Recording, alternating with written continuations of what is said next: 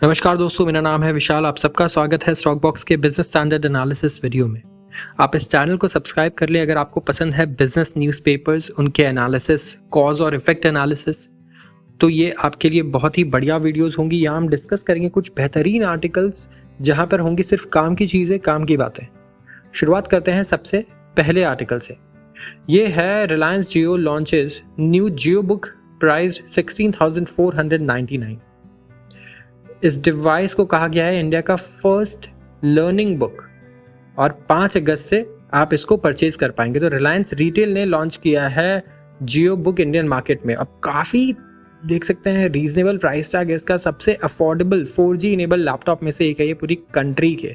तो आप देख सकते हैं कि अब शायद से रिलायंस एक नई इंडस्ट्री को एक्सप्लोर कर रहा है और यहाँ भी आप कह सकते हैं कि डिस्ट्रप्शन लेकर आ रहा है। और कैसा डिस्ट्रप्शन? वो सबसे पहला डिस्ट्रप्शन होता है कॉस्ट का।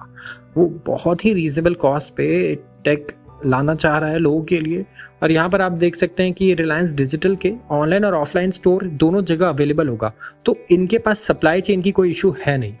ये किसी भी सामान को अगर लॉन्च करते हैं वो तुरंत इंडिया के 120 करोड़ 140 करोड़ लोगों तक पहुँचा सकते हैं। तो किसी भी प्रोडक्ट को लॉन्च करना अलग चीज़ है और उसे लोगों तक पहुँचाना बहुत ही अलग चीज़ है, जिसमें इनके पास बहुत ही अच्छी आप कह सकते हैं एडवांटेज। तो ये देखिए कि कंपनी ने लॉन्च किया था प्रीवियस वर्जन जियो बुक का डिस्क्रीटली अक्टूबर में और कुछ सिलेक्ट ग्रुप ऑफ बायर्स थे, उन्हें ही दिया गया था ये। तो अब ये इन्होंने कहा है कि हम नए इनोवेटिव प्रोडक्ट्स लाने के लिए डेडिकेटेड हैं और हम एम्पावर करना चाहते हैं इंडिविजुअल्स को उनकी लर्निंग जर्नी में। अब यहाँ पर देखिए काफ़ी स्लिम होगा ये, 990 ग्राम का ही होगा सिर्फ। एंड देखते हैं कि किस तरीके से कम्पीट करता है दूसरे लैपटॉप्स के साथ, क्योंकि देखिए लोगों का ट्रस्ट अभी भी ऐसा नहीं है कि नहीं है दूसरे लैपटॉप्स पे। अच्छी क्वालिटी लैपटॉप्स अभी भी अवेलेबल है इंडिया में। आप देखिए सबसे ज़्यादा जो बिकती है यहाँ पर लेनोवो है, HP है, डेल है, काफ़ी सारे लैपटॉप्स हैं। तो ये कंपटीशन यहाँ पर अच्छा खासा होगा एंड ये सारी बड़ी कंपनीज हैं। तो हमें देखना होगा कि जियो यहाँ कम्पीट कर पाता है इनसे या नहीं कर पाता है। तो आप ज़रूर बताएं कमेंट सेक्शन में कि आप इस लैपटॉप को लेंगे या नहीं। एंड अगर आप इन्वेस्टर हैं तो क्या आप ये न्यूज़ सुनकर रिलायंस जियो के शेयर्स को और ऐड करेंगे या बाय करेंगे यहाँ पर? क्योंकि अगर वो इस सेगमेंट में आता है, लैपटॉप्स अगर उसके अच्छे चलते हैं तो ऑफकोर्स उसकी प्रॉफिटेबिलिटी भी अच्छी खासी इंक्रीज़ होगी। क्योंकि आप देखिए लैपटॉप के डिमांड्स इंडिया में अच्छे खासे आगे भी रहने वाले हैं, जिस तरीके से हमारे यहाँ ग्रोथ हो रहा है। और अभी भी जैसे स्मार्टफोन में आया एक रेवोल्यूशन, हर इंसान के पास स्मार्टफोन है, आगे जाके ऐसा ही लैपटॉप में भी ज़रूर होगा एक दिन। तो ये एक बात नोट करने वाली है। आते हैं अगले न्यूज़ पे। ये बहुत इंपॉर्टेंट होने वाला है और लोग इसे शायद इस तरीके से कभी पढ़ते नहीं है या कहते हैं कि मुझे इससे क्या फ़र्क पड़ता है। एक ऐसा न्यूज़ है, ये ऐसा आर्टिकल है जिससे अगर आप खाते हैं तो आपके खाने पे तो फ़र्क पड़ने वाला है डायरेक्टली। अगर आपके ऊपर लोन है तो आपके इंटरेस्ट रेट्स पे भी फ़र्क पड़ने वाला है। आप अगर इन्वेस्टर हैं तो आपकी मैक्सिमम कंपनीज़ हैं उन पर फ़र्क पड़ने वाला है। कुछ कंपनीज़ पर तो डायरेक्टली बहुत ज़्यादा फ़र्क पड़ेगा और बाकी कंपनीज़ जो हैं उन पर भी इनडायरेक्टली बहुत बड़ा असर पड़ सकता है। ठीक है, अब ये है मॉनसून। यस, सबसे इम्पॉर्टेंट फैक्टर्स में से किसी भी आप देखें इस सेक्टर के लिए, इंडिया में see below normal monsoon rains in August, IMD ने कहा है। अब इंडिया एक्सपेक्ट कर रहा है कि ये नॉर्मल रेनफॉल कह सकते हैं कि एक्सेप्ट करेगा अगस्त सितंबर में आफ्टर एक्सेस प्रेसिपिटेशन इन जुलाई।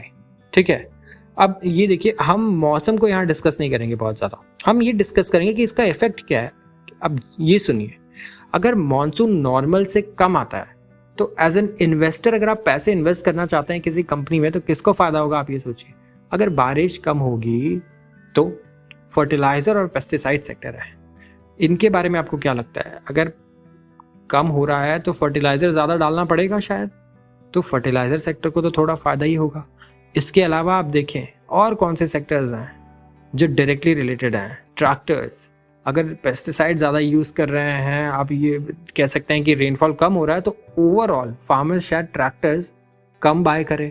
आपका क्या ओपिनियन इससे बताएं? अगर कोई एग्रीकल्चर फील्ड से है तो यहाँ पर ट्रैक्टर की सेल्स पे क्या फ़र्क पड़ना चाहिए ओवरऑल, क्योंकि पेस्टिसाइड्स वो फार्मर्स बाय कर पाएंगे ज़्यादा जो ऑलरेडी जिनके पास अच्छा कैश फ्लो है, राइट।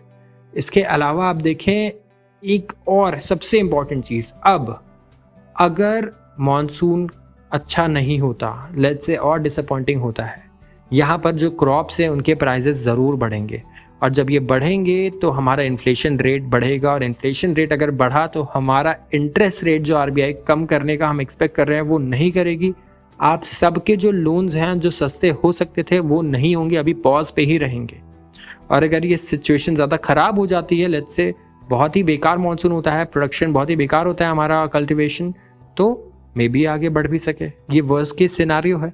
और बेस्ट केस सिनेरियो है कि यहाँ पर ज़्यादा फर्क ना पड़े, उल्टा इन्फ्लेशन और कम हो जाए और आपके लोन्स और सस्ते हो जाए, चाहे एजुकेशन लोन हो, होम लोन हो, कोई भी अगर आपके पास लोन है तो। आखिरी चीज़ क्या फ़र्क पड़ने वाली है, अगर आप इन्वेस्टर हैं तो जितनी भी कंपनीज़ हैं वो सारा काम लोन पर करती हैं, मैन्युफैक्चरिंग की स्पेशली अगर आप देखें, और जितनी भी कंपनीज़ हैं एक्सेप्ट आईटी इंडस्ट्री पे आप देखें लोन नहीं होता बहुत ज़्यादा, जो सर्विस इंडस्ट्री है, लेकिन फिर भी यहाँ पर मैक्सिमम कंपनीज़ क्योंकि लोन पर काम करती हैं तो उनका जो इंटरेस्ट कॉस्ट है वो बढ़ सकता है और गिर सकता है। और आप देखिए इस बार के जो क्वार्टरली रिजल्ट्स आए हैं उनमें एक ही चीज़ की वजह से हर कंपनी का नेट प्रॉफिट पहले से थोड़ा कम आया है। क्यों आया है? क्योंकि इंटरेस्ट कॉस्ट अभी भी ज़्यादा है, और वो एक्सपेक्ट करें कि अगर इंटरेस्ट कॉस्ट आगे कम हो जाता है तो इनके प्रॉफिट्स अपने आप बढ़ जाएंगे। तो एज एन इन्वेस्टर डायरेक्टली और इनडायरेक्टली तो आपको फ़र्क पड़ रहा है, एज अ कंज्यूमर आपको सामान सस्ता मिलेगा या नहीं खाने का उस पर फ़र्क पड़ रहा है, और ओवरऑल आप देखें कि अगर आपने लोन लिया हुआ है तो आप पर फिर भी बहुत फ़र्क पड़ रहा है सिर्फ मॉनसून का। तो ये one of the most important factor है इंडिया के लिए, आपके लिए। और इसीलिए मे बी आप देखते होंगे काफ़ी कहा जाता है कि इंडियन लोग काफ़ी ज़्यादा मौसम डिस्कस करते हैं। कोई दूसरे शहर में कॉल करके पूछता है वहाँ पर मौसम कैसा है, यहाँ पर मौसम कैसा है। तो आप देखिए कि actually one of the most important topics है कॉन्वर्सेशन के लिए, लेकिन लोग इतना इन डेप्थ इसे एनालाइज नहीं करते। तो हम जो भी कुछ करते हैं उसका एक कॉज और इफेक्ट होता है काफ़ी सारी चीज़ों पर। तो ज़रूर थोड़ा और डीपली सोचने की कोशिश कीजिएगा आगे से जब आप ये सारी चीज़ें देखते हैं। और अगर आपको ये वीडियो पसंद आई हो तो इसे अभी लाइक करें और चैनल को अभी सब्सक्राइब करें अगर ऐसे और वीडियोस आप देखना चाहते हैं तो। धन्यवाद।